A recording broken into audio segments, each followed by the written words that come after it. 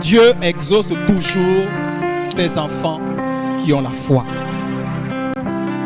Remarquez bien, toujours. Et qui? Ses enfants. Qui manifestent la foi. Amen. J'espère qu'à ce moment tu crois déjà à cela. Amen, amen. Dieu exauce toujours ses enfants qui ont la foi. Nous sommes dans le mois où nous parlons de foi en action. Et une foi qui a des fruits. Nous voulons que notre foi porte des fruits. Amen. Il faut que lorsque les gens te voient au quartier, les gens te voient dans ta maison, qu'ils voient ce que ta foi a produit. Amen, amen. Il n'est pas normal qu'on soit enfant de Dieu et qu'on ne soit pas différent. La Bible dit que dans les temps qui sont les derniers, Dieu fera en sorte qu'il y ait une distinction entre ceux-là qui le craignent et ceux qui ne le craignent pas. Amen. Donc c'est le moment et c'est l'intention avec laquelle ce thème a été inspiré par le Saint-Esprit. C'est que nous voulons voir cette foi qui produit des fruits. Car la Bible dit que la foi sans fruits, elle est morte. Quand tu as la foi et qu'il n'y a pas de fruits, qu'il n'y a pas de résultat, même toi-même tu doutes si tu as même la foi. Mais nous voulons au nom de Jésus Nazareth que notre foi produise des fruits. Et au nom de Jésus, dans ce mois, au-delà de ce mois, notre foi va produire des fruits. Amen. Et ces fruits vont être visibles dans ta vie. Ces fruits vont être visibles dans ta famille. Ces fruits vont être visibles dans l'église. Au nom de Jésus. Amen, amen. La prière n'a de sens que si on a l'assurance d'être exaucé. Nous parlons d'exaucement ce matin parce que la foi produit l'exaucement. Une prière qui n'est pas exaucée devient ennuyeuse. C'est-à-dire qu'on n'a pas envie de prier. Si on vous disait d'avance que vous priez pour rien et que votre prière ne va rien apporter, je pense que personne n'aura le courage de prier. Si nous prions, c'est que nous avons l'assurance. Et je veux que notre assurance soit plus forte, soit ferme. Mon objectif ce matin, c'est que nous n'ayons pas une assurance qui est faible, c'est-à-dire une assurance qui disparaît à la moindre difficulté. Voilà pourquoi Jésus avait repris les disciples lorsqu'ils ont commencé à chasser l'esprit et que l'esprit a résisté. Ils se sont arrêtés. Ils se sont dit, il y a Jésus qui est là. Il a dit, mais vous là, vous avez quel plan avec votre foi? Parce que si vous aviez vraiment la certitude, vous aurez continué de prier. Amen, amen. Que notre foi ne soit pas celle-là qui prend un coup dès qu'il y a un petit obstacle. Sans l'exaucement, l'assurance, l'exaucement, la prière est vaine. Et nous tombons dans les textes comme Ésaïe 58, verset 3, où Ésaïe rapporte un peu les propos de ceux-là qui sont découragés. Et dans Ésaïe 58, verset 3, on dit que nous sert de gêner si tu ne le vois pas, de mortifier notre âme si tu n'as point d'égard. Alléluia. Que nous sert de prier si Dieu n'exauce pas la prière? Cela ne sert absolument à rien. Jésus, lui, chaque fois qu'il s'apprêtait à prier, il savait d'avance que son Père devait l'exaucer. Et c'est à cette assurance-là que nous voulons arriver. Regardez Jésus devant le tombeau de Lazare.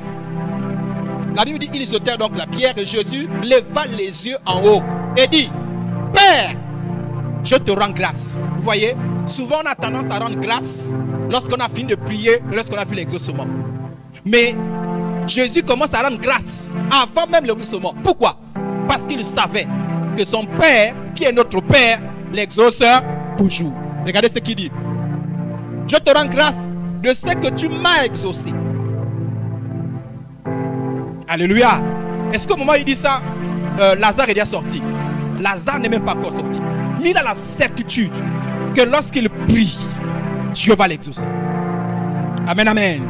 Il a la certitude. Il a cette certitude-là. Et ma prière, c'est que nous arrivons à prier avec cette certitude-là. Parce que si on n'a pas cette certitude-là, la Bible dit que celui qui demande quelque chose et qui n'a pas la foi, en fait, lorsqu'on parle de foi, cette assurance-là, la Bible dit qu'il ne s'imagine pas qu'il va recevoir quelque chose de la part de Dieu. C'est un homme inconstant. C'est-à-dire c'est un homme qui n'est pas sûr. C'est un homme qui vient avec des appréhensions, qui pense peut-être que Dieu m'exaucer. Mais la Bible dit lorsque nous prions, nous avons cette assurance-là, que Dieu nous exauce toujours. Et c'est que Jésus dit, pour moi, je savais que tu m'exauces toujours. Quelle est ta conviction? Est-ce que tu es convaincu que chaque fois que tu pries, Dieu t'exauce toujours? Car il y a des gens qui n'ont pas cette certitude-là.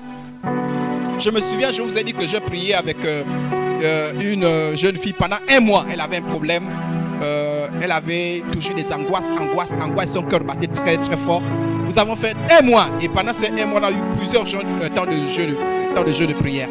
Au bout de ces 1 mois de prière, les choses n'avaient pas vraiment évolué. Et fatiguée, elle va dire, je savais que ça ne devait pas marcher. Je dis, où? Donc pendant qu'on priait là, elle dit, je savais. Je savais. Mais comment elle pouvait savoir? Elle n'a pas dit, je suis dessus parce que je pensais. Non, il a dit, je savais que ça ne devait pas marcher. J'ai dit, mais comment on peut prier pendant que tu sais? Tu es convaincu que ça ne va jamais marcher. Lorsque tu es un chrétien, ce matin, je voudrais que nous arrivons de choses. Non, quand nous prions, sinon ce n'est pas la peine de prier. En fait, on ne prie pas sans avoir la foi. On prie parce qu'on a la foi. Je ne sais pas si on comprend ce que je suis en train de dire. On prie parce qu'on est convaincu. Même lorsque nous allons demander quelque chose chez les personnes, nous cherchons les gens auxquels nous allons faire la demande. Il y a des gens que nous savons d'avance que ce n'est pas la peine. Nous cherchons qui est sûr. Nous cherchons toujours. Est-ce qu'il y a cette personne-là que si je sais que je présente ma demande, cette personne va me répondre favorablement. Nous aussi, quand nous prions, nous devons avoir cette certitude. Voilà pourquoi même parfois, même de commencer à faire la demande, prie par rapport à ta foi. Dis Seigneur, viens au secours de ma foi. Viens, aide ma foi. Je sens que je doute. Enlève-moi ces doutes.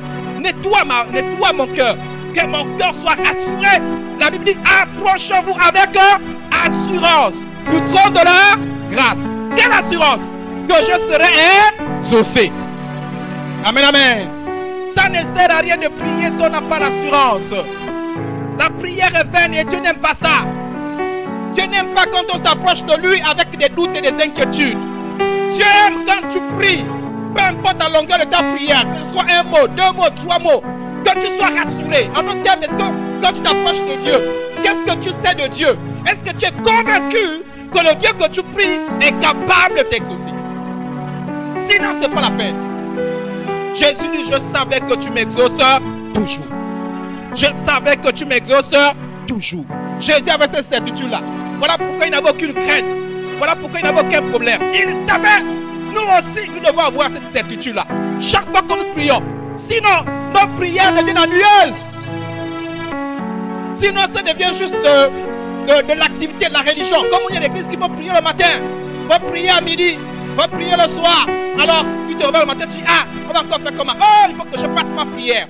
Ça devient la routine. Il n'y a pas la vie. Il n'y a rien. Il faut que nous soyons convaincus. Chaque fois que nous prions, je sais que mon Dieu m'exauce toujours. Alléluia. Laissez les gens douter. De quelqu'un d'autre doute, mais pas toi-même. Amen, amen. Si tu as prié, c'est parce que tu crois. Tu peux pas prier et douter après. Laisse quelqu'un d'autre douter. Mais toi, tu ne doutes pas. Voilà pourquoi je me suis dit, j'ai parlé à cause de la foule qui m'entourait. Ici, parfois, je parle. C'est à cause des gens. Il faut bien que je leur explique que Dieu est puissant, Dieu est bon, Dieu est merveilleux. Sinon, dans mon cœur, moi, je n'ai aucun plan avec ça.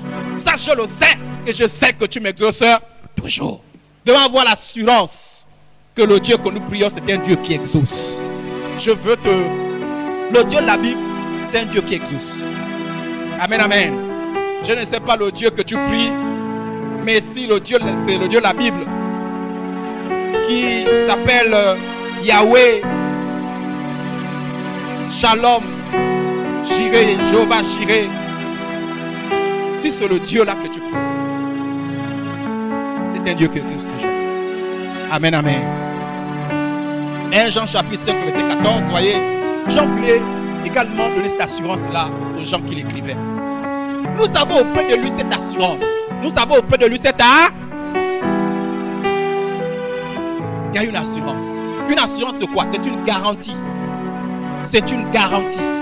Nous avons auprès de lui cette assurance. L'apôtre Paul parle de nous, l'apôtre Jean parle de nous. Nous qui? Nous les enfants de Dieu. Alors ce matin tu n'es pas enfant de Dieu, tu peux devenir un enfant de Dieu. Il dit nous, enfants de Dieu, nous avons cette assurance que si nous demandons quelque chose selon sa volonté, il nous est écoute. Nous avons quelque chose selon sa volonté, il nous écoute. Et si nous savons qu'il nous écoute quelque chose que nous demandions, nous savons que nous possédons la chose que nous lui avons demandé. La Bible dit que si nous savons que notre Dieu nous écoute, ayons l'assurance que nous avons de cette chose. Je pense qu'on a compris. Amen, amen. On est ensemble. Dites amen plus fort.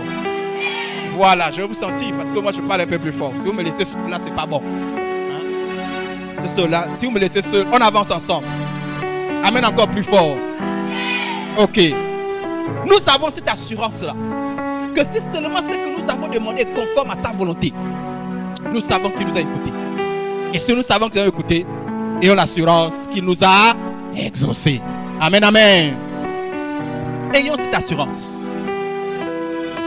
Si même les hommes méchants semblent parfois donner des bonnes choses à leurs enfants, pourquoi pensons-nous que notre Père Céleste ne veut pas nous exaucer?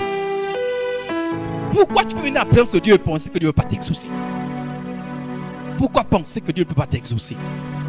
Vous savez, il y a des gens qui cherchent l'exaucement ailleurs qu'auprès de Dieu. Tu es un grand Dieu. Tu cherches l'exaucement ailleurs. Ayons la conviction que Dieu nous exauce. Si Dieu a envoyé son Fils Jésus mourir sur la croix pour que nous soyons sauvés, pourquoi pensons-nous que ce sont des petites choses que nous demandons dans notre prière? Même ce que nous n'avons pas demandé, Dieu nous a donné la vie éternelle. Alléluia. Personne n'est monté au ciel avant que Jésus-Christ ne descende pour dire Dieu, sur la terre nous souffrons et nous allons certainement aller en enfer. Est-ce que tu peux venir mourir pour nous? C'est Dieu dans son amour qui est descendu pour mourir pour nous afin que nous soyons sauvés. Pourquoi pensons-nous qu'il n'est pas capable de nous donner les petites choses? Alléluia. Amen, amen.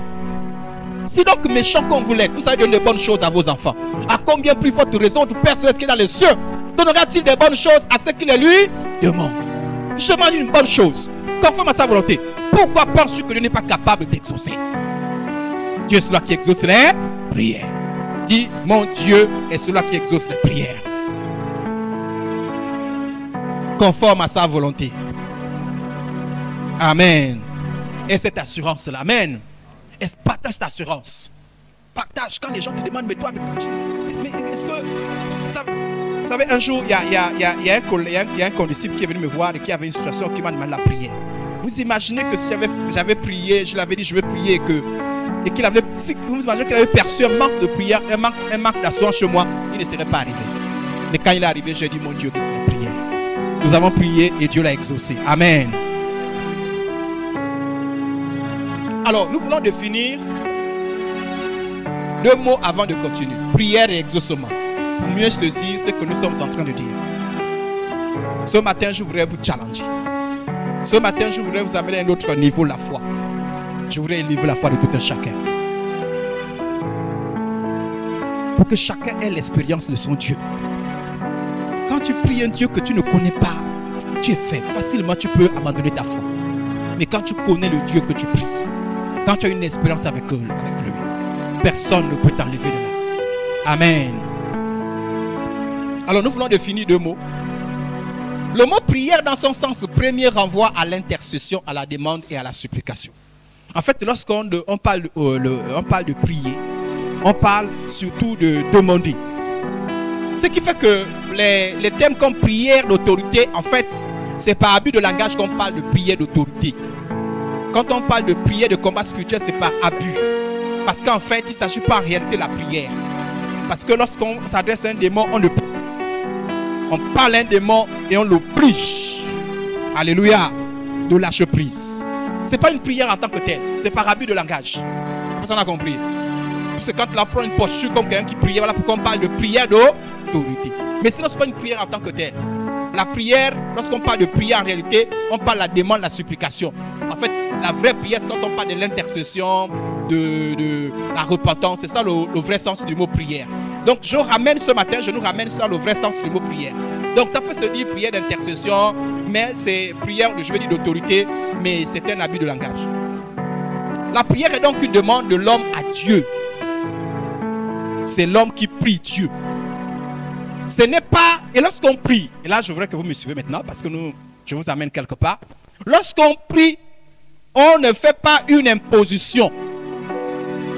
On est ensemble? Même lorsqu'on va s'adresser à quelqu'un, on dit je te prie. Tu peux pas dire je te prie et je t'ordonne. Ça n'a pas de sens. Ça peut parler dans les mêmes phrases. Quand on dit je te prie, c'est que je reconnais la souveraineté de la personne qui est en face de nous, la grandeur, la supériorité de la personne qui est en face de moi. En fait, je m'abaisse. Je te prie de m'accorder 2 jours de congé. Je sollicite ta faveur. Je sollicite ta compréhension. Ne soyons pas comme ces personnes qui disent de solliciter, mais en fait qui sont même en temps arrogants. Je sollicite 2 jours de congé. Je ne veux pas 2 jours de congé, tant pis pour toi. Tu es venu imposer les choses ou tu es venu solliciter? Je passe ensemble. Voilà, parce que souvent on ne sait même plus si tu sollicites, tu pries ou bien tu imposes. Imposer, c'est imposer. Lorsqu'on sollicite, il y a une posture, il y a une attitude. Tu ne peux pas dire je te prie de m'accorder 2 jours de congé. Je te prie de m'accorder 2 jours de congé. T'as compris? Bon, tes mots sont corrects, mais ton attitude n'est pas correcte. En fait, je veux seulement attirer votre attention sur le fait que la prière n'est pas une imposition. Ce n'est pas une obligation. Ce n'est pas une exigence. Quand on prie Dieu, on ne l'impose pas. On sollicite quelque chose. C'est important d'enlever ça. Dieu n'accepte jamais qu'on vienne dans sa présence comme au démon ne prie pas. Au démon impose. Esprit méchant, au nom de Jésus, sors! Je pense qu'on a compris. Voilà pourquoi je vous ai dit en réalité, ce genre de prière-là, en fait, prière, c'est pas abus de langage. Mais au démon ne prie pas. Au démon ne négocie pas. On ne négocie pas avec les démons. La Bible nous a reçu l'autorité. On a l'autorité sur les démons. Voilà pourquoi nous imposons des choses aux démons. Et ce que nous attendons des démons, c'est qu'ils s'exécutent. On ne cherche même pas à discuter. Mais chez Dieu, c'est différent. Chez Dieu, on ne l'impose pas. Vous savez, dans nos cultures traditionnelles, on a l'impression qu'on peut imposer des choses. Puisque là-bas, les démons font croire qu'ils sont soumis aux ordres des hommes. Ce n'est que mensonge. En fait, c'est parce qu'ils sont là pour égarer. Mais sinon les démons, c'est juste des ruses. Alléluia. Donc lorsque nous venons auprès de Dieu, sachant que c'est une demande, c'est une supplication. Chaque fois que tu pries, sache que c'est une supplication. Lorsqu'on vient faire une demande, on s'attend à ce que la personne librement, souverainement, puisse nous répondre. Et si tu estimes que la réponse ne te satisfait pas, alors tu peux faire, c'est là où intervient l'intercession. Ah, je te supplie, tu apportes des arguments. Pardon, c'est important. J'ai besoin de ces 2 jours. Parce que tu vois, j'ai un problème. Je ne le résous pas. S'il te plaît. Je pense qu'on a compris. Amen, amen. Mais tu viens solliciter la compréhension de l'autre. Tu viens solliciter son indulgence. C'est cette posture lorsqu'on parle de prière. Et c'est important lorsqu'on s'adresse à Dieu que l'on sache que la prière, ce n'est pas une imposition. Tout homme qui prie d'avoir une attitude d'abord de reconnaissance par le fait que Dieu permet que tu viennes à sa présence. Parce que, vous savez, nous ne comprenons peut-être pas grand-chose. À l'époque, on n'entrait pas dans la présence de Dieu n'importe comment. On n'entrait qu'une seule fois par an. Et il n'y avait qu'un homme capable d'entrer dans la présence de Dieu. On l'appelait le souverain sacrificateur. Sinon n'importe qui peut venir là, Seigneur. Non. Une seule personne avait le droit de s'approcher de Dieu, de lui parler. Et les gens venaient donner des requêtes à cette personne-là. Quand on savait que le moment est venu pour cette personne aller rencontrer Dieu, on lui présentait des requêtes. Mais nous, la Bible dit que nous avons la grâce de nous approcher de Dieu. En tout temps, en toutes circonstances, nous pouvons nous approcher de Dieu. Alléluia. Sans protocole. C'est Jésus, c'est par Jésus que nous avons ces droits. Lorsque je prie, j'ai la reconnaissance. Je suis reconnaissant de ce qu'on m'a introduit. Lorsque je suis à Libreville, quand je voulais faire le passeport et que ça bloquait un peu, on m'a envoyé dans une petite pièce. Et puis la dame, bon, c'est vrai qu'elle m'a pris, elle m'a soutiré un peu d'argent. Alors donc, elle m'a fait dans une salle. Et quand je suis parti, vous imaginez, je suis reconnaissant au moins qu'on me fasse rentrer là-bas. Parce que les autres n'entraient pas. Amen. On m'a dit, va, elle peut faire quelque chose. Quand je suis parti, j'étais moins reconnaissant. Vous imaginez que je partais avec une attitude pour dire, hey, madame, je suis une dame que je te... Madame, voilà, on m'a envoyé. Vous avez l'obligation de résoudre mon problème. Non. Je suis pas reparti. Et vous, elle avait une carrure, les gens, façon, hein. Même quand elle vous regarde, elle m'a parlé que pendant 3 minutes, de façon lapide, ton papier, allez, va là-bas. Wow.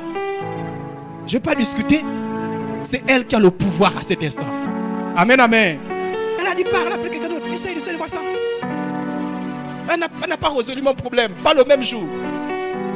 Elle a fait comme s'il ne me regardait même pas. Il dit, monsieur, elle a posé 2 ou 3 questions. Va chez l'enquêteur. Où? C'est elle qui a eu le pouvoir. Je ne pouvais pas discuter. Alléluia. Lorsqu'on vous dit, on vous introduit dans le bureau de monsieur le président, vous êtes reconnaissant. Vous avez un problème dans votre carrière, oui. On vous introduit chez le ministre. Vous êtes reconnaissant. C'est une reconnaissance. Je suis reconnaissant. Frères et sœurs en Christ, lorsque nous prions, l'attitude que nous avons déjà, l'attitude que Dieu peut m'écouter. Alléluia. C'est une grâce. On n'a rien fait. Je vous ai dit, on m'a soutiré quelques billets pour me faire entrer dans le bureau. Mais chez Dieu, on ne te soutire rien. Par grâce.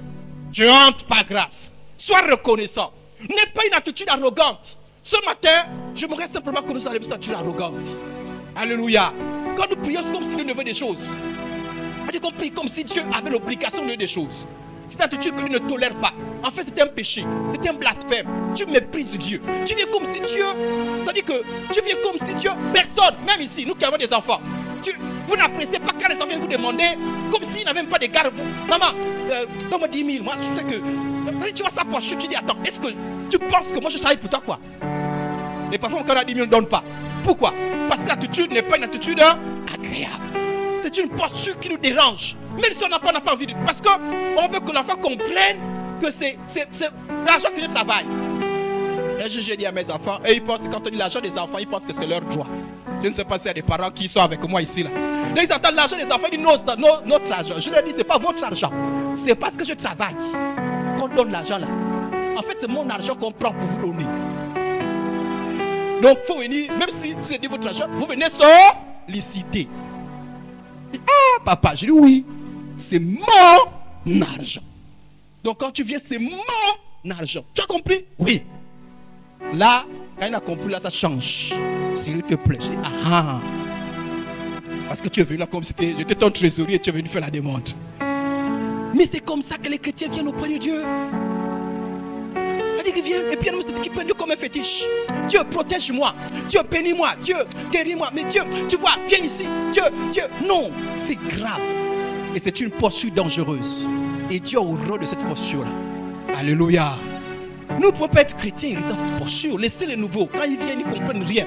Puisqu'ils sont habitués à des fétiches, à des choses, des chants, des choses comme ça là, ils ne comprennent rien. Mais quand tu es longtemps, tu es assis, tu es quelqu'un qui a mis du temps dans la foi, tu peux avoir cette posture. Tu es reconnaissant à Dieu.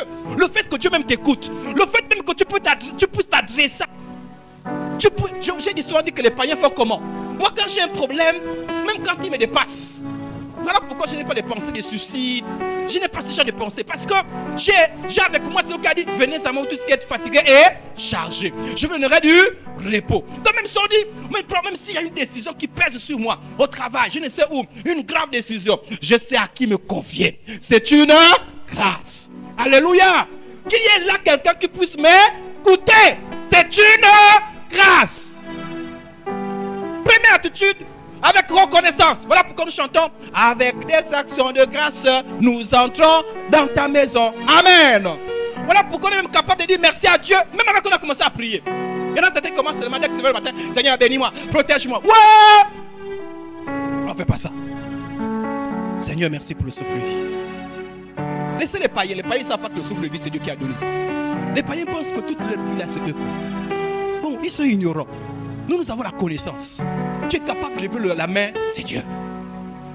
Tu es capable de bouger le pied, c'est Dieu. Alléluia. Seigneur, je te rends des actions de grâce. Amen, amen. Une attitude d'action de grâce. Ensuite, l'humilité, de supplication. Bon, ça dit que on souhaite, on dit Seigneur, est-ce que ma requête, tu peux recevoir ma requête?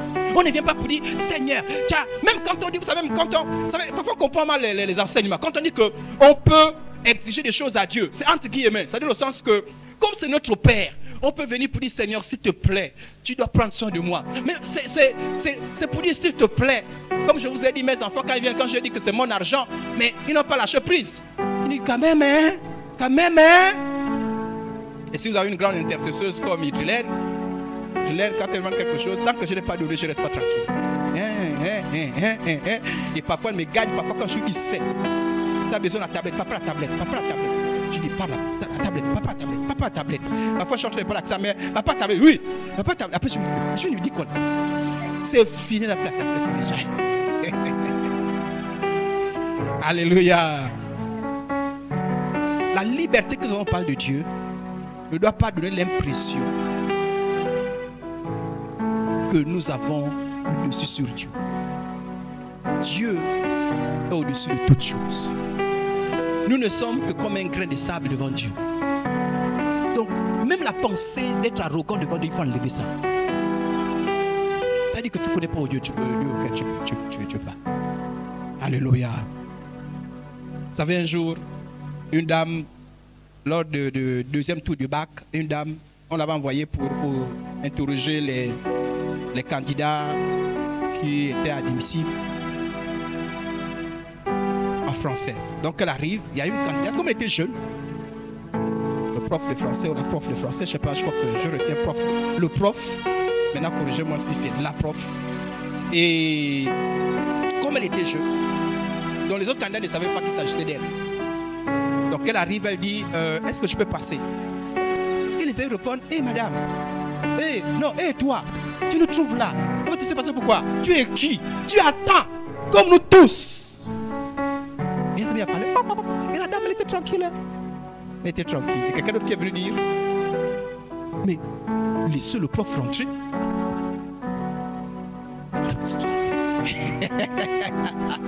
Là, tu reviens au galop. C'est celle qui vous interroge. Hey, hey, hey. C'est là où tu revois toutes tes paroles. Seigneur, qu'est-ce que j'ai eu à dire? Amen. La connaissance de ton Dieu. Plus tu connais Dieu, plus tu ajustes ton attitude. Tu ne peux pas avoir la même attitude désinvolte devant Dieu quand tu connais Dieu. Voilà pourquoi, pour savoir que quelqu'un connaît Dieu, tu vois seulement son attitude. Sa manière de se tenir au culte, sa manière de prier, son zèle. Tu comprends que tu mesures la connaissance de cette personne avec Dieu. Et quand vous connaissez Dieu, vous êtes reconnaissant que Dieu puisse vous écouter. Vous êtes reconnaissant, vous venez avec humiliation, avec humilité. Seigneur, je te prie. Parce que Dieu n'est pas obligé de nous exaucer. Alléluia. C'est pas Dieu qui a besoin de nous, c'est nous qui avons besoin de Dieu. Quand Dieu a besoin de nous, c'est juste pour dire que bon, Dieu nous fait la grâce de le servir. Vous savez, ce matin, Dieu peut m'enlever tout de suite, là, il prend quelqu'un d'autre pour venir prêcher. Donc je ne suis pas incontournable. Vous imaginez que je fais, mon Dieu, je ne parle pas ce matin. Hey, hey, hey, oh, oh. Ça veut dire que je suis insensé. Dieu peut, mais Dieu, c'est une grâce. Amen, amen. Toute attitude contraire, toute attitude désinvolte, arrogante devant Dieu est anti-chrétien.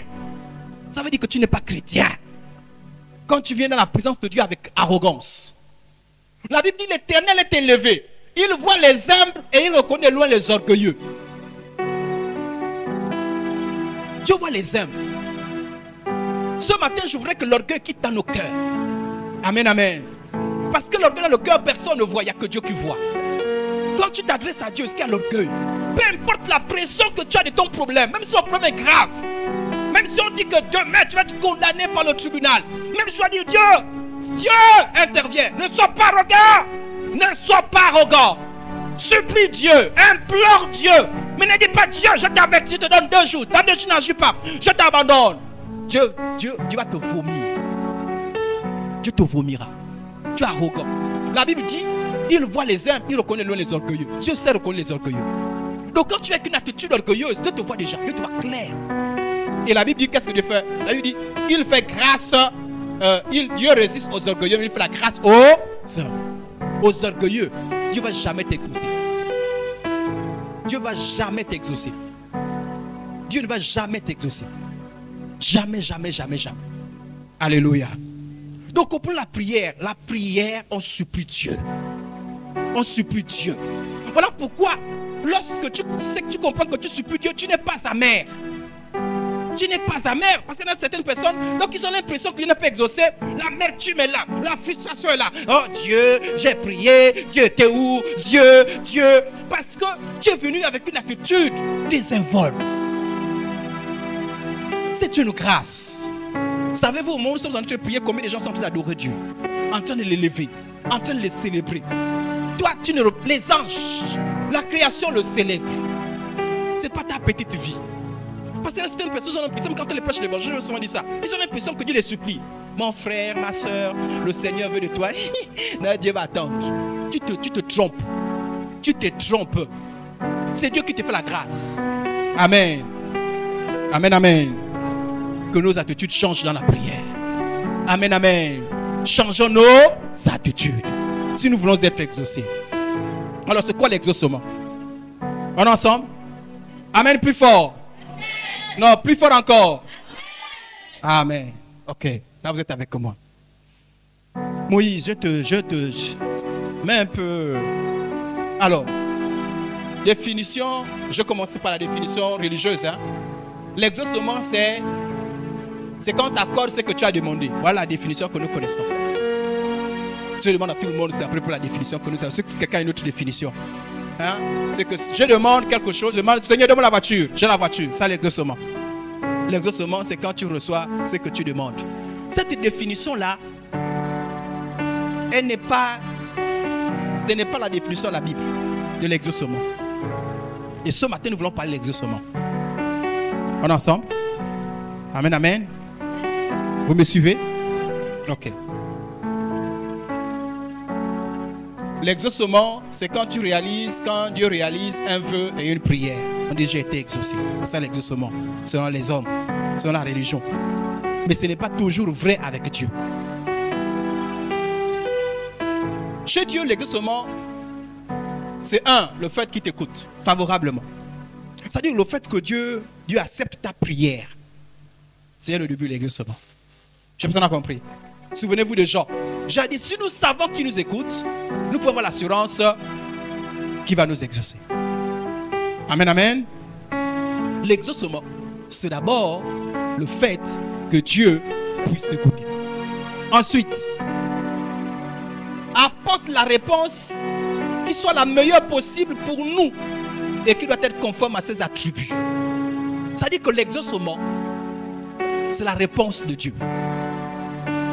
Et nous allons voir que la réponse de Dieu n'est pas toujours la réalisation de nos souhaits. On est ensemble? Amen, amen.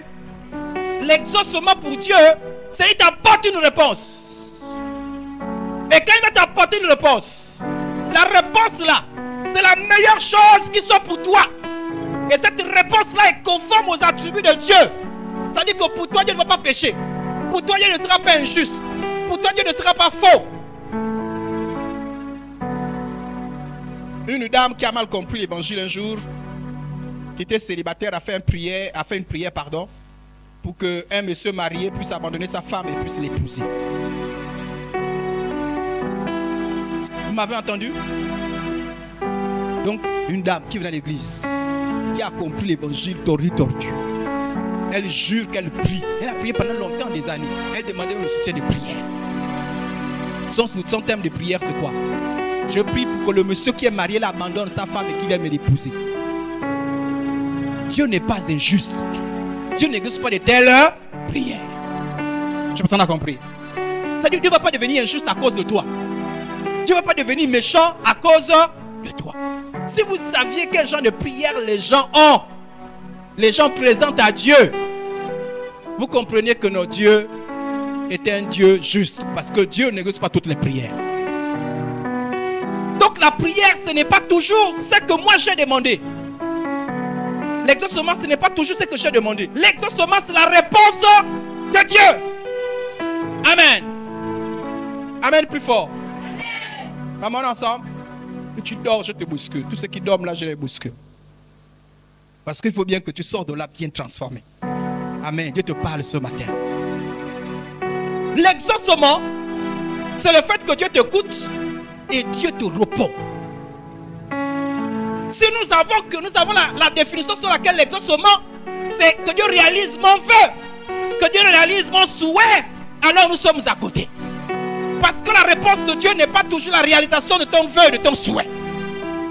Mais l'exaucement sur Dieu, c'est le fait que Dieu te répond. Il répond par rapport à ta prière.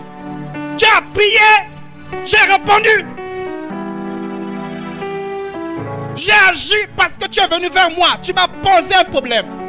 Et j'apporte une réponse. Mais la réponse de Dieu n'est pas toujours conforme à ce que nous avons demandé. Amen, amen. La réponse de Dieu, il n'y a pas le péché à l'intérieur. La réponse de Dieu ne va jamais te pousser au mal. La réponse de Dieu va te faire du bien. Amen. Tu peux penser que quelque chose est bien, mais selon Dieu, ce n'est pas bien. Amen. Voilà pourquoi Dieu ne va jamais, Dieu ne répond pas à toutes les prières en faisant exactement ce que tu as demandé. Mais Dieu répond. Et c'est où les chrétiens nous sommes butés. C'est quand Dieu n'a pas répondu comme on a voulu, Dieu n'a pas été exaucé. Nous ne comprenons pas comment ça fonctionne. Nous avons une définition païenne, voilà pourquoi nous avons une compréhension païenne. Donc quand Dieu nous exauce, nous sommes dans l'ingratitude. On est incapable de rendre grâce à Dieu. Alors je vais vous parler ce matin des 5 types de réponses que Dieu donne à l'exaucement. Disons 5 types d'exaucement. Encore 5 types d'exaucement. Il faut que tu saches. Amen, amen. Quelqu'un peut trouver encore d'autres, mais j'ai gardé 5. Pour que tu saches discerner la réponse de Dieu. Sinon, tu seras frustré. Vous savez, il y a des gens que Dieu a exaucés, mais ils pensent toujours que Dieu ne les a pas exaucés. Amen, amen. Alors, premier type.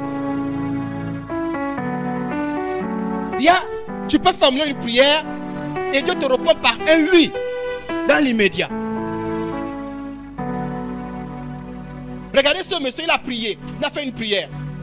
L'ange lui est apparu.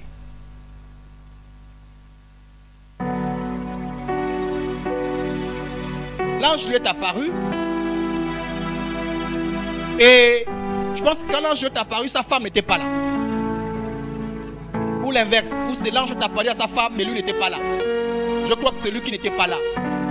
Pardonnez-moi si je me trompe à ce niveau. C'est lui qui n'était pas là. L'ange apparaît à sa femme, mais lui n'est pas là. Et l'ange dit des choses à sa femme. Que tu vas avoir un enfant qui va naître. Je pense qu'on parle de l'enfant Samson.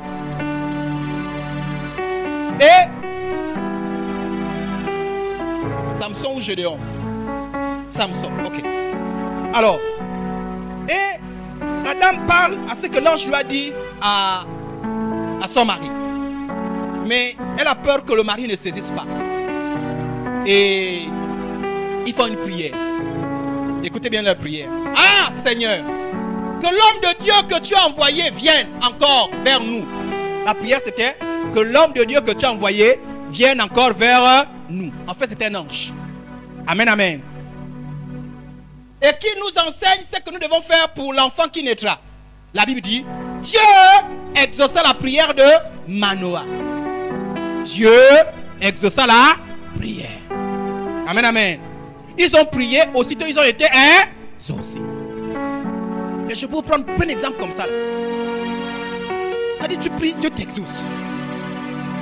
J'espère que vous allez expérimenter. Qui a dû expérimenter ce genre de prière? Quelqu'un a expérimenté ce genre d'exaucement? Qui a dû expérimenter ce genre d'exaucement?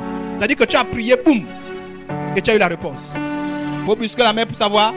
Ça dit que tu as prié un jour et tu as exaucé. Et souvent quand on a ces exaucements, on est content. Dieu a répondu. Waouh! Et ce genre de prières qui sont exaucées immédiatement, c'est les genres de prières qui sont conformes à la volonté de Dieu. Psaume 37, 4 dit, fais l'Éternel tes délices et il donnera ce que ton cœur désire. C'est ce genre d'exaucement que connaissent la plupart des chrétiens. C'est ça là, l'exaucement qu'ils connaissent. C'est quand Dieu exauce. J'ai prié, Dieu m'a donné. Ils sont contents. Ouais, Dieu m'a exaucé. Mais ça, c'est pour les chrétiens moyens. Ça, c'est la plupart des chrétiens. Quand tu pries, c'est seulement à ces gens d'exaucement qu'ils pensent. Amen. Voilà pourquoi ils sont frustrés, mécontents. Quand les choses ne se déroulent pas comme ils veulent. Parce qu'ils ne connaissent que ce genre d'exaucement. Où Dieu fait, ils avaient dit, on veut que l'homme là revienne. Et il est revenu. Aussitôt, le même jour, ils ont souhaité. Et l'homme est revenu, ils étaient contents. Ouais, tu es grand. C'est un exaucement que connaissent les chrétiens. En dehors de ça, ils ne connaissent plus l'exaucement. Et quand ils n'ont pas ça, parfois certains pensent que Dieu ne les a pas exaucés. Avancez un tout petit peu. Avant d'avancer, je vais vous expliquer quelque chose. Dans la prière, deux volontés se rencontrent. Regardez bien le chemin. La première volonté, c'est la volonté de l'homme. La deuxième volonté, c'est la volonté de Dieu. Donc la volonté de l'homme. L'homme vient avec son souhait. Donne-moi, n'est-ce pas? On est ensemble? Amen plus fort. Donne-moi la voiture. Et souvent, vous voyez, en fait, on parlera de ça prochainement. Si dans ta prière, il n'y a que voiture, maison, argent, en fait, tu es un chrétien, tu es un faible niveau, quoi. Non, c'est-à-dire que toutes tes prières, quoi. Bénis-moi, protège-moi, Seigneur, donne-moi l'argent. Hey, tu ne pries pas pour ta foi.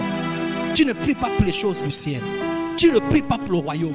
C'est que tu as encore un petit niveau. Mais dans tous les cas, quand nous prions, quand l'homme prie, il a réfléchi et il présente sa volonté à Dieu. Dieu, je veux ça. Mais au moment où il prie, Dieu également sa volonté. Alléluia. Est-ce que nous sommes au courant que Dieu a sa volonté? Est-ce que nous savons que Dieu a une volonté? Dieu a une volonté pour ce monde. Dieu a une volonté pour les hommes qui sont sur la terre. Dieu a une volonté pour l'église. Dieu a une volonté. Dieu a un plan pour chaque chose qu'il a créée. Les gens imaginent Dieu comme un Dieu qui ne sait pas qui. C'est-à-dire qu'il a créé les hommes et il n'a aucune volonté. Maintenant, c'est les hommes qui lui disent, mais Dieu, si tu fais ci, je savais. Non, Dieu a une volonté. Voilà pourquoi l'un des objectifs lorsque je te convertis, c'est connaître la volonté de Dieu pour toi. Quelle est la volonté de Dieu pour toi? Il y a des gens qui marchent, ils ne connaissent même pas ce que Dieu attend d'eux. Ils ne connaissent même pas. Il y a des gens qui viennent à l'église. Il y a des gens qui viennent à l'église. Ils viennent à l'église avec leur propre volonté. Ils servent Dieu avec leur propre volonté. Moi, je pense qu'un chrétien doit faire comme ceci. Et ils le font, hein. Moi, je pense qu'un chrétien, ceux qui décident, il y a des gens qui viennent à l'église, qui décident comme ils veulent, quand ils veulent. Ceux qui décident, ils n'ont rien, ils ne cherchent pas. Là, un bon chrétien, un chrétien réellement converti, ne fait pas sa volonté. Il cherche la volonté de Dieu. Un chrétien se comporte comment? Comment doit faire un chrétien? Et la réponse se trouve où? Dans la parole de Dieu. Est-ce que tu connais la volonté de Dieu? Si oui, pourquoi tu agis comme tu veux? Il y a des gens qui font ce qu'ils veulent. Ils viennent quand ils veulent, ils prient quand ils veulent, ils font ce qu'ils veulent, comme ils veulent. C'est eux qui décident. C'est eux qui décident. Si un bon matin ils ont dit ils partent pas à l'église, ils partent pas à l'église. C'est eux qui décident quand ils vont à l'église et Dieu attend. C'est eux qui décident quand ils doivent se baptiser, quand pour la Sainte Seine, ils doivent servir le Seigneur. C'est eux qui décident. C'est eux qui décident quand ils sortent du péché. C'est eux qui décident. Ce sont eux qui décident. Ils font seulement de leur propre volonté. Tu n'es pas converti quand tu fais ça. La vraie conversion, c'est quand tu laisses ta propre volonté et tu prends la volonté de Dieu. Voilà pourquoi Jésus a dit, si quelqu'un veut me suivre, qu'il renonce à lui. Amen, amen. Quand la volonté de l'homme et la volonté de Dieu se réunissent, le religieux pense que Dieu doit se soumettre à sa volonté. Le religieux qui prie pense que Dieu doit se soumettre à sa volonté. On est ensemble? Seigneur, je vais aller en Chine. Quand il vient dans la prière avec la requête comme ça, là, le religieux pense que Dieu n'a rien à faire. C'est Dieu qui se soumet à sa volonté. Parce que le religieux pense quand il apporte sa prière, Dieu n'a rien d'autre à faire qu'à exécuter, puisqu'il a dit quoi à Dieu? Il veut aller en. Il s'attend à ce que Dieu lui donne la possibilité d'aller en Chine. C'est le religieux. Même nous-mêmes, nous n'acceptons pas ça quand nos enfants font ça, non? Papa, j'ai envie d'aller étudier en Chine. Pourquoi tu refuses? C'est que les parents, c'est que les enfants. Non, je n'ai pas encore vu les demandes de vos enfants. Hein? Quelqu'un qui a 10 ans qui dit papa, je veux que tu m'achètes une voiture. Je vous ai dit que ma petite fille, elle n'était même pas encore avec quel âge déjà? C'est 1 an ou à peine 2 ans. Elle jure qu'elle doit traverser la route d'Apayo de côté là-bas. Elle demande la permission, moi. Elle ne connaît pas traverser une route. J'ai dit non. Elle a pleuré. Elle m'a regardé comme si c'était un méchant papa. Comment tu peux m'interdire? Je lui ai dit non, je suis ton père. Je trouve qu'il n'est pas bien que tu traverses la route. Je l'ai exaucé, mais je n'ai pas fait ce qu'elle a demandé. Je pense qu'on comprend ce que je suis en train de dire. Lorsqu'on prie, on présente une requête auprès de Dieu. Et Dieu vient avec sa volonté. Sa volonté est la meilleure. Le problème, c'est que nous, les chrétiens, on soupçonne Dieu d'avoir une volonté qui est contre nous. Non, vous ne m'avez pas écouté. Vous ne m'avez pas écouté. C'est-à-dire que nous, les chrétiens, on soupçonne Dieu d'avoir une mauvaise volonté contre nous. Dieu a un mauvais plan contre pour moi. Dieu me fait du mal. Dieu, voilà pourquoi certaines personnes ne disent jamais Seigneur, donne-moi, révèle-moi ta volonté. Ils ont peur de la volonté de Dieu. Parce qu'ils soupçonnent, ils disent que la volonté de Dieu. Je vous ai dit que j'ai envie d'aller à Ifoala. Vous connaissez Ifoala, non? J'ai envie d'aller là-bas, non? Je ne suis jamais parti là-bas. Donc, dire que Seigneur, ta volonté, je n'ai pas envie de dire que ta volonté, parce que j'ai envie de partir voir Ifoala, le pays des autres. Bon, ceux qui ne connaissent pas Ifoala, en France. Je ne suis jamais parti. On me dit, il faut que je parte. Donc, je n'ai pas envie de dire, Seigneur, quel est ta... Parce que j'ai peur de la volonté de Dieu. Je n'ai pas envie qu'il me donne... Parce que sa volonté peut être non. Et comme, quand tu as peur de sa volonté, tu ne vas pas faire cette prière. N'est-ce pas? Généralement, on fait cette prière quand on est prêt. Quand on voit quelque chose, on dit non, va à Pana. Seigneur, quelle est ta volonté? Est-ce que ça là vraiment? Mais si on dit France, on n'a pas envie de dire quel est ta... Il y a des gens qui soupçonnent, mais c'est ça là les chrétiens. Un chrétien qui soupçonne Dieu d'avoir des choses mauvaises contre lui, ce n'est pas quelqu'un qui est converti. Tu ne connais pas ton Dieu. Dieu est bon, Dieu est fidèle, Dieu est saint, Dieu est juste. Dieu ne peut rien te donner qu'est-ce qui est mauvais. Amen. Ta volonté. Dieu a sa volonté. Mais le religieux, quand il prie, il veut que forcément Dieu sa volonté. Dieu, j'ai décidé, je l'épouse cet homme-là. Tu vas dire quoi? On dit, sœur, on va prier pour que Dieu nous oriente. On va prier quoi? C'est la volonté de Dieu. Tu vas encore quoi? Eh, Kawé. Eh. Alléluia. Mais nous aussi, nous sommes comme ça. Nous venons auprès de Dieu. En fait, on vient auprès de Dieu, on s'est dit, je ne veux pas entendre ce que tu as dit. Moi, je veux l'enchaîner. Tu m'exauces, Seigneur, je veux l'enchaîner. Pasteur Idriss, vous pouvez prier pour que j'aille en Chine? Le pasteur Idriss a prié, ça ne marche pas. Pasteur Idriss, tu es un faux, tu n'as pas la foi. Je m'avais parce qu'il faut que Dieu m'ouvre les portes pour la Chine. Prophète, la Chine, là-bas ça ne marche pas. Tu cherches, tu cherches. Même Dieu dit, Dieu. Dieu ne se soumet pas à la volonté de l'homme. Voilà pourquoi, non, non, non. Dieu ne va jamais se soumettre à ta volonté. Alléluia. Dieu ne se soumet pas à ta volonté. Voilà pourquoi tu peux former une belle prière. Voilà pourquoi tu peux jeûner un mois. Mais ça ne cadre pas avec la volonté de Dieu. Ça ne se passe pas comme ça. Zéro. La volonté de l'homme se soumet à celle de Dieu. Amen, amen. C'est ça là. Alors, première manière de répondre à Dieu, oui. La deuxième manière que Dieu exauce la prière, oui, mais pas dans ces conditions-là. Ça là, peu de gens connaissent cette réponse de Dieu. Ça dit que tu as prié. Dieu trouve que ta prière est bonne. Mais Dieu dit, je ne t'exaucerai pas dans ces conditions-là. Est-ce qu'on a compris? On est ensemble? Ça dit que Dieu t'exauce. Mais il te dit oui, mais pas dans ces conditions. Je suis prêt à t'exaucer. Oui, pas dans ces conditions. Seigneur, je veux une grande maison. Oui, mais pas comme ça. Seigneur, je veux me marier. Oui, mais pas comme ça. Seigneur, je veux voyager. Oui, mais pas comme ça. Seigneur, je veux venir un bishop. Oui, pas comme ça. Seigneur, on veut que le mime grandisse. Oui, mais pas comme ça. a une condition. Oui, je suis d'accord, mais il y a une condition. Si tu réalises la condition là, je t'exauce. On est ensemble? Amen, amen. Et beaucoup de nous ce matin, il y a des gens qui ont prié. Dieu est d'accord, la prière n'est pas mauvaise. Elle est conforme à la volonté de Dieu. Mais il y a quelque chose qui gêne Dieu. Tant que tu... Voilà pourquoi certaines personnes... Voilà pourquoi je vous apprends ce matin l'intelligence spirituelle. Quand on prie, on ne prie pas comme les religieux, de façon mécanique. Soyez intelligents. C'est important de savoir qu'est-ce que Dieu attend de moi. Pourquoi cela ça perdure. Cherche à savoir. Parce que Dieu est d'accord. Mais il y a un mais. Et quand tu pries sans intelligence, tu fais que prier. Dieu, tant que tu n'as pas enlevé ça, Dieu ne fera pas, négociera pas.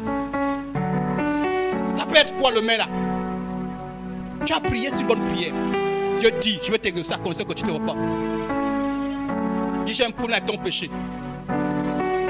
J'ai un problème avec ton péché. Ta prière est bonne. Mais tant que tu ne te repens pas, je ne t'accorderai pas. Je suis d'accord. C'est toi qui détermine le temps. Je t'attends. Le problème, c'est que tu attends Dieu. Dieu t'attend toi. Dieu est d'accord. Mais il t'attend. Vous savez, quelqu'un m'a appelé un jour. Et Dieu l'a fait la grâce d'avoir un rêve. Et je pense que ce rêve est explicite. La personne priait depuis longtemps pour des problèmes de santé. Mais dans ce rêve-là, Dieu parlait sur l'attitude de cœur. Et Dieu lui disait clairement, c'est ce que je perçois. Je t'ai tout cela. Si tu enlèves ça dans ton cœur. Et je lui ai dit, j'étais déçu. La personne m'a dit, laisse ça. Ça n'a rien à voir. Prie seulement pour que Dieu intervienne dans ma vie. Quand tu fais ça, est-ce que Dieu a un problème? Si tu laisses que tu es son enfant, tu es sauvé, non? Tu vas dans l'enfer avec le problème. Tu vas aller au ciel. Ça dit que tu es sauvé. Ça dit que tu vas aller jusqu'à ce que soit la mort arrive, soit ce qui arrive. Tu es sauvé, le problème ne partira jamais. On a compris? Tu peux être la mère. Si tu veux repartir, tu repars. Dieu ne se soumet pas aux caprices des hommes. Ça, c'est nous qui apprenons les choses de Dieu. C'est-à-dire que voilà pourquoi quand tu viens à Dieu avec un cœur mauvais, méchant, dur, tu viens avec des a priori, tu ne vas jamais faire long feu. Il y a des gens, quand je regarde, je sens que ceux-là, pas besoin de prophète. Tu n'arriveras nulle part parce que tu as un cœur arrogant, mépris, un cœur dur. Chez Dieu, il faut avoir un cœur dur, il faut avoir un cœur humble. Peut-être que ce matin, quand je parle là, tu entends la parole de Dieu, tu sais que c'est le temps qu'on te parle. Parfois tu es là, mais Dieu ne m'exauce pas. Pourquoi Dieu exauce les autres? Dieu est d'accord. Dieu n'a pas dit non à ta prière. Dieu est d'accord. Mais Dieu dit, moi pour t'exaucer, il faut que ce péché quitte. Il faut que tu changes d'attitude. Alléluia. Il faut que tu prennes un engagement. Je vous prends un exemple. 3 fois j'ai pris le Seigneur l'année de moi. L'apôtre Paul était oppressé par un démon. L'apôtre Paul avait l'autorité. On est ensemble? C'est en Christ. Bouge un peu, papa là. Doucement, avec respect. Papa, tu es bienvenu. Tu as honoré à toi. Tu m'avais dit que tu viendrais un jour. Mais là, je veux que tu m'écoutes. Parce que au nom de Dieu, il faut que tu sois un homme de prière. Il faut que fortifie-toi. Amen. Ok, merci, papa. On est ensemble. Voilà. Et quand tu es venu là, j'ai prié pour toi. Ce n'est pas pour repartir encore. Au nom de Jésus, tu restes. Il faut que tu restes. Il faut qu'on dise diacre. Papa, le nom, papa, ça quoi? Constantin. Diacre Constantin. Oui, le pasteur. Au nom de Jésus. Voilà. Non, maintenant, écoute, parce que quand tu es diacre, tu pries pour les gens. Il faut que tu comprennes déjà bien ça. Et tu as vu, tu es venu le jour où on explique la prière. Tu vois, peut-être que tu as prié aussi. Écoute bien. Alors, Dieu dit, l'apôtre Paul avait l'autorité sur les deux. Et il ne comprend pas qu'un petit démon, il dit au nom de Jésus, ça ne part pas. Il a chassé les prophètes de mort. Et il prie Dieu. Dieu a dit, ma grâce ne suffit quand ma peur s'accomplit. Ah, j'ai oublié le premier verset, le verset qui vient avant. Ou après, où Dieu explique le pourquoi sa prière n'était pas exaucée. Il a dit pour que je ne sois pas enflé d'orgueil. On a compris? Pour que je ne sois pas enflé d'orgueil. Dieu voyait des dispositions d'orgueil dans la vie d'eux. Et qu'est-ce que faisait Dieu? Quand l'apôtre Paul commençait à devenir comme un orgueilleux, il dit au démon là, allez, appuie. la plupart des gens là, vous êtes encore chrétiens parce que parfois quand vous voulez devenir païen, les problèmes arrivent. C'est-à-dire quand tu fais comme les païens, le problème arrive. Oh Seigneur, je demande pardon. J'ai vécu ça. Donc Dieu sait que pour te retenir, dès que tant que tu n'enlèves pas, c'est certains qui ne boivent pas. Parce que ceux qui prennent 2 gouttes d'alcool, oh, le foie a pris un coup. Ils n'ont pas arrêté l'alcool parce qu'ils voulaient arrêter. Parce qu'il a parlé. Parce que leur foie a pris un coup. Et il y a des péchés comme ça là. Tant que, c'est-à-dire que tu peux prier. Tant que tu n'as pas enlevé le péché là, Dieu ne va jamais t'exaucer. Je sais pas si on a compris. C'est-à-dire que le problème, c'est pas que Dieu ne veut pas. Le problème, c'est que Dieu t'attend. C'est-à-dire qu'on peut même te soutenir. Nos frères et sœurs en Christ, élevons notre niveau. Le frère a prié seul, la sœur a prié seule. Toute l'église prie. Toute l'église prie. Dieu dit, oh, amen, je suis d'accord avec cette prière. Mais, changement d'attitude, changement de comportement, enlève l'amertume, enlève le manque de pardon, enlève cette mauvaise pensée. Imaginez que vous voulez, vous dites non Seigneur, j'ai envie d'aller maintenant vivre la libre vie. Imaginez que vous êtes un homme comme moi. Et vous dites, le jour que j'aurai la libre vie, ma femme qui m'embête là, il y a Elisabeth qui est là-bas. Quand je pars à libre vie, Elisabeth, quand j'étais jeune, Elisabeth, la maman elle me parlait, elle disait je t'attendrai.